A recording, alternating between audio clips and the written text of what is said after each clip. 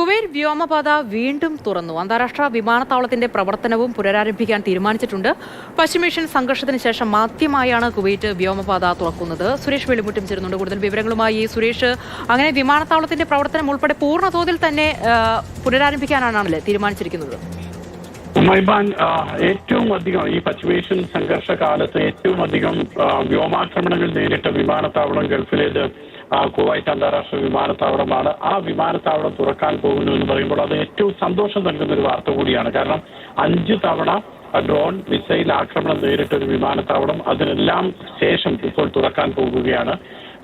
ഈ ആക്രമണം യുദ്ധം തുടങ്ങി ഫെബ്രുവരി 28-നാണ് കുവൈറ്റ് വ്യോമപാത അടയ്ക്കുന്നത്. അതിനുശേഷം ആദ്യമായിട്ട് ഇപ്പോൾ വ്യോമപാത തുറക്കുന്നു.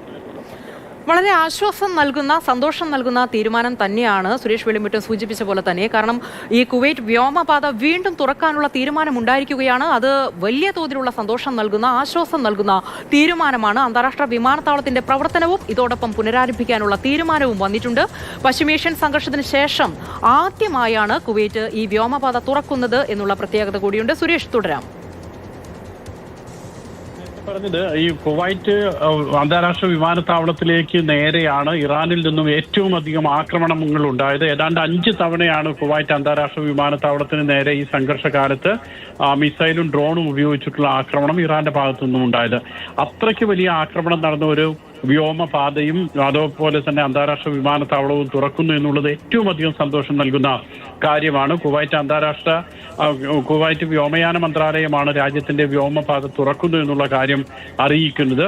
ഈ വ്യോമപാത തുറന്ന് വലിയ താമസമില്ലാതെ തന്നെ അന്താരാഷ്ട്ര വിമാനത്താവളത്തിന്റെ പ്രവർത്തനം സാധാരണ നിലയിലേക്ക് എത്തുമെന്നുള്ളതാണ് പ്രതീക്ഷ. പ്രധാനമന്ത്രി ഷെയ്ഖ്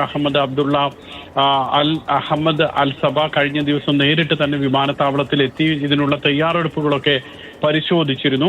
മാത്രമല്ല, അദ്ദേഹത്തോടൊപ്പം പ്രതിരോധ മന്ത്രി ഷെയ്ഖ് അബ്ദുള്ള അൽ സലേം ഉണ്ടായിരുന്നു. അതോടൊപ്പം തന്നെ സിവിൽ ഏവിയേഷന്റെ ഡയറക്ടർ ജനറൽ ഉണ്ടായിരുന്നു, ഷെയ്ഖ് ഹമൌദ് മുബാറക് അൽ മഹൂദ് ഉണ്ടായിരുന്നു. അങ്ങനെ എല്ലാ ഉന്നത ഉദ്യോഗസ്ഥരും അതുപോലെ തന്നെ ഭരണകർത്താക്കളും ഒക്കെ തന്നെ വിമാനത്താവളം വന്ന് പരിശോധിക്കുകയൊക്കെ ചെയ്തിരുന്നു. അതിനുശേഷമാണ് ഇപ്പോൾ ഒരു പൂർവ്വസ്ഥിതിയിലേക്ക് കാര്യങ്ങൾ പോകുന്ന വിധത്തിലുള്ള തീരുമാനമെടുത്തത്. ഏറ്റവും അധികം സന്തോഷം നൽകുന്ന ഒരു തീരുമാനം കൂടിയാണത്. ഓക്കെ, അങ്ങനെ എല്ലാം പഴയപടി തന്നെ ആകട്ടെ, സമാധാനം പുലരട്ടെ. അങ്ങനെ കുവൈറ്റിന്റെ വ്യോമപാത ഏറ്റവും കൂടുതൽ ആക്രമിക്കപ്പെട്ട വ്യോമപാത കൂടിയാണ് എന്നുള്ളത് കൂടി ഓർക്കണം. അങ്ങനെ അന്താരാഷ്ട്ര വിമാനത്താവളം കൂടി തുറക്കാനുള്ള തീരുമാനം ഉണ്ടായിരിക്കുകയാണ്.